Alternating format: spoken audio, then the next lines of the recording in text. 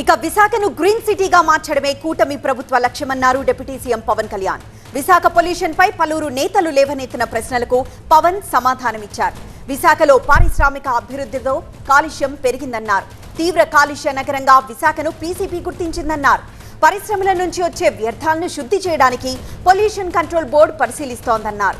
ఇప్పటికే గ్రీన్ విశాఖ కార్యక్రమాన్ని చేపట్టామన్న పవన్ 7,000 ఎకరాల్లో 40 లక్షల మొక్కలు నాటామని తెలిపారు. మరింత సమాచారం మా ప్రతినిధి ఖాజా అందిస్తారు. ఖాజా, ఇంకా పవన్ కళ్యాణ్ ఏం మాట్లాడారు? మరోవైపు ఎలాంటి సొల్యూషన్స్ ని పరిశీలిస్తున్నారు?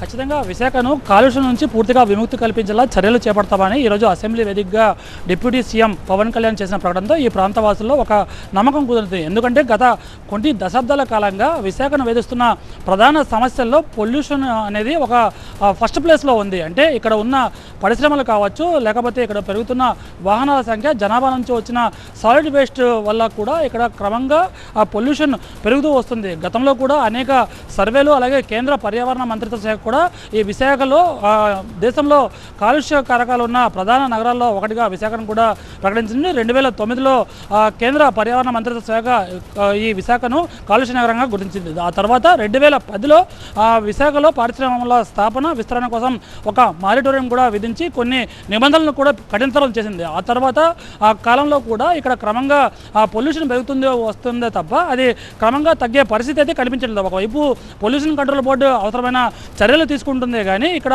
పొల్యూషన్ మాత్రం కంట్రోల్ కావడం లేదు. ప్రధానంగా విశాఖ పోర్ట్లో దాదాపుగా 33 బెర్తులున్నాయి. అందులో దాదాపుగా 20 బెర్తుల్లో కార్గో హ్యాండ్లింగ్, పొల్యూషన్ కారకాలు అయ్యే కార్గో హ్యాండ్లింగ్ ఓపెన్గా సాగిపోతుందని ఈరోజు స్వయంగా south MLA Vamsi Krishna Srinivas Yadav assembly వేదికగా ప్రశ్నోత్తరాల సమయంలో లేవనెత్తారు. దీంతోపాటు మరో ఎమ్మెల్యే గణబాబు కూడా, టీడీపీకి సంబంధించిన మరో వెస్ట్ ఎమ్మెల్యే గణబాబు కూడా విశాఖలో చెలరేగిపోతున్న కాలుష్యం గురించి ప్రస్తావించిన నేపథ్యంలోని డిప్యూటీ సీఎం పవన్ కళ్యాణ్ దీనికి సమాధానంగా ప్రత్యేకంగా ఒక ప్రకటన చేశారు. అయితే స్వయంగా త్వరలోనే ఈ విశాఖలో పర్యటించి దీనికి సంబంధించిన కాలుష్యానికి సంబంధించిన ఒక విముక్తి కల్పించిన ఒక చర్యలు తీసుకుంటాం. ఇప్పటికే గ్రీన్ సిటీగా 40 లక్షల మొక్కలు ఇప్పటికే నాటడం జరిగింది. దీంతోపాటు భౌతికంగా ఈ ప్రాంతంలో పర్యటించి ఈ ప్రాంతంలో ఒక అవగాహనకు వచ్చి ఇక్కడ అధికారులతో స్వయంగా మాట్లాడి ఈ కాలుష్యాన్ని తగ్గించేందుకు అవసరమైన అన్ని చర్యలు తీసుకుంటామని ప్రకటించారు. దీంతోపాటు గతంలో అంటే ఎమ్మెల్యేగా కాకముందు పవన్ కళ్యాణ్ స్వయంగా ఈ విశాఖలో పర్యటించారు. పోర్టు ప్రాంతంలో పర్యటించి ఒక సభను కూడా ఏర్పాటు చేసి అక్కడ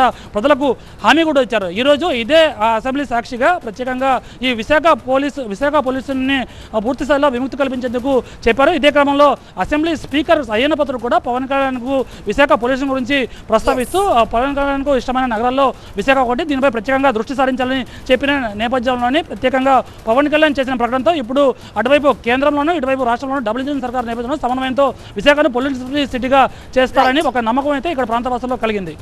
ఎస్ ఖాజా.